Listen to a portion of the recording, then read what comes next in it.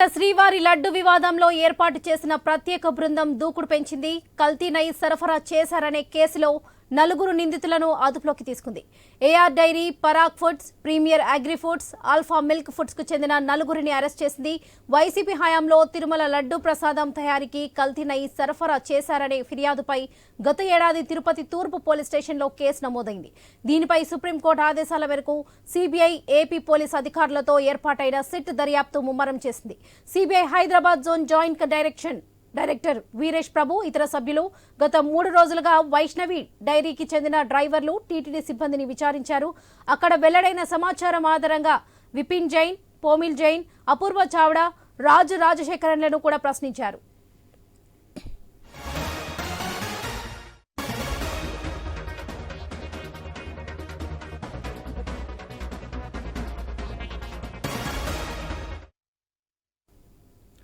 తిరుమల శ్రీవారి లడ్డు వివాదంలో ఏర్పాటు చేసిన ప్రత్యేక బృందం దూకుడు పెంచింది.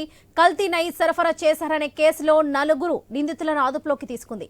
ఇక ఇదే విషయానికి సంబంధించి మరిన్ని అప్డేట్స్ మా ప్రతినిధి వర్మ అందిస్తారు. వర్మ, దేశవ్యాప్తంగా సంచలనం రేపిన తిరుపతి నెయ్యి కల్తీ వ్యవహారంలో కీలక పరిణామం చోటు చేసుకుంది. ఇందులో భాగంగా నలుగురిని అరెస్ట్ చేసినట్లుగా సమాచారం. దీనికి సంబంధించిన డీటెయిల్స్ ఏంటి? వరలక్ష్మి, తిరుమల లడ్డు తయారీలో కల్తీ నెయ్యి కలిపిన కేసుకు సంబంధించి కూడా కేంద్ర సిట్ బృందం కీలక దర్యాప్తు ముమ్మరం చేసిందని చెప్పొచ్చు. ఈ కేసులో నలుగురు నిందితుల్ని ఈ సిట్ బృందం నిన్న అరెస్టు చేయడం జరిగింది. ఉత్తరాఖండ్ రూర్కీలో ఉన్న బోలే బాబా ఆర్గానిక్ డైరెక్టర్లు విపిన్ జైన్, పోమిల్ జైన్ వీళ్ళిద్దరితో పాటు వైష్ణవి డైరీ మాజీ సీఈఓ వినయకాంత్ చావ్దా, అలాగే తమిళనాడులోని దిండిగల్లో ఉన్న AR dairy managing director Rajasekaran, వీళ్ళ నలుగురిని కూడా అరెస్ట్ చేయడం జరిగింది.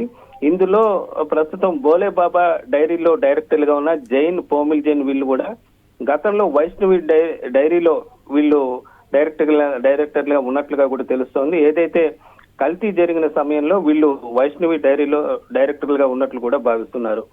ఇక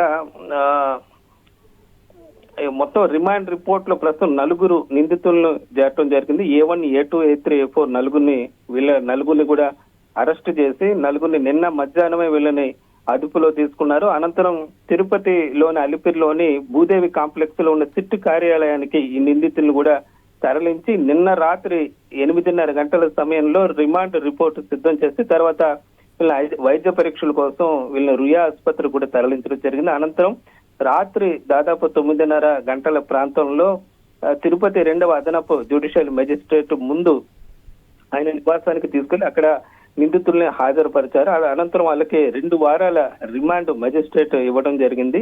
దీంతో వాళ్ళని తిరుపతి సబ్ జైలుకు తరలించారు. ఇక ఈ కేసులో మరికొంతమందిని కూడా అరెస్ట్ చేసే అవకాశాలు అయితే కనిపిస్తున్నాయి. పూర్తిగా కూడా రహస్యంగా ఈ కేంద్ర సిట్ బృందం దర్యాప్తు చేస్తోంది. గత కొంతకాలం సైలెంట్ గా ఉన్నప్పటికీ కూడా ఒక్కసారిగా నిందితులను అరెస్ట్ చేసిన పరిస్థితి అయితే ఉంది. ఇక వీళ్లతో పాటు మరికొందరిని కూడా అరెస్ట్ చేసే అవకాశం ఉంది. అప్పట్లో ఏఆర్ డైరీకి టీటీడీ కాంట్రాక్ట్ ఇవ్వడం జరిగింది నెయ్యికి సంబంధించి. అయితే ఆ నెయ్యిలో కల్తీ ఉన్నట్లుగా కూటమి ప్రభుత్వం వచ్చి మారిన తర్వాత ప్రస్తుతం అప్పుడు టీటీడీ గుర్తించడం జరిగింది. అయితే ఆ డైరీకి సంబంధించి కూడా దాదాపు 4 లారీలను కూడా వాడేసినట్లుగా కూడా అధికారులు చెప్తున్నారు. మిగతా లారీలను వెనక్కి పంపించినట్లుగా చెప్తున్నారు. దీంతో అప్పట్లో ఏఆర్ డైరీ ప్రధాన నిందితు ఏదైతే ఈ నేరం జరిగిందన్నట్టు ఏఆర్ డైరీ నుంచే జరిగిందని భావిస్తున్నారు. అయితే ఏఆర్ డైరీకి అంత నెయ్యి సరఫరా చేసే సామర్థ్యం లేకపోవడంతో తమిళనాడులో ఉన్న వైష్ణవి డైరీ నుంచి కూడా వీళ్ళు అక్కడికి వెళ్లి ఆ డైరీని లోడ్ చేసుకొని వచ్చి ఆ డైరీ నెయ్యి ఆ తర్వాత వైష్ణవి డైరీ సంబంధించి కూడా లారీలు మొత్తం తిరుమలకు రావడం జరిగింది. అయితే ఇక్కడికి వచ్చాక తిరుపతిలో వాటిని క్షుణ్ణంగా తనిఖీ చేయాల్సి ఉంటుంది. అయితే తనిఖీ వ్యవస్థ సరిగా లేకపోవడంతో దీనికి సంబంధించి కూడా 4 లారీలు సంబంధించి కూడా ఈ ఒక నెయ్యిని వాడేసినట్లుగా కూడా మనకు తెలుస్తోంది.